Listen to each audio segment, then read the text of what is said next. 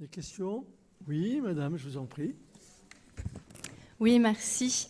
Nous comprenons que cet immeuble soit en mauvais état et que sa mise en vente représente un bénéfice intéressant cette fois-ci pour la commune.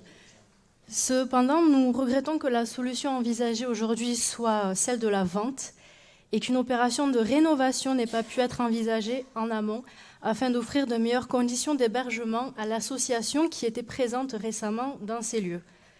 Réhabiliter ce bien aurait pu encore servir pour continuer d'héberger des associations ou bien pour offrir des locaux aux services municipaux, comme c'était le cas de l'ancienne école Charles Perrault, ou même, puisque ce lieu entièrement indépendant s'y prête bien, le CCAS aurait pu mettre à disposition ces 2 logements de 66 mètres carrés chacun à destination de personnes en situation précaire, de jeunes actifs ou des agents municipaux qui auraient pu en avoir aussi le besoin.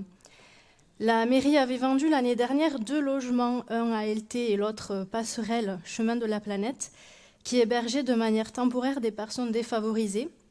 Mais apparemment, ces 2 logements n'étaient pas très adaptés.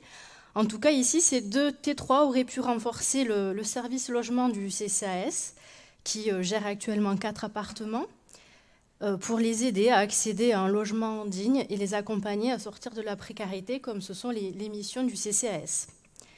Dans ce contexte où les besoins en logement et en locaux sont quand même bien réels, nous pensons qu'il aurait été utile d'examiner des pistes comme la rénovation avant de céder définitivement ce bien public. Et il nous paraît essentiel de rénover ces bâtiments publics afin de conserver notre patrimoine communal. C'est pourquoi nous voterons contre cette délibération.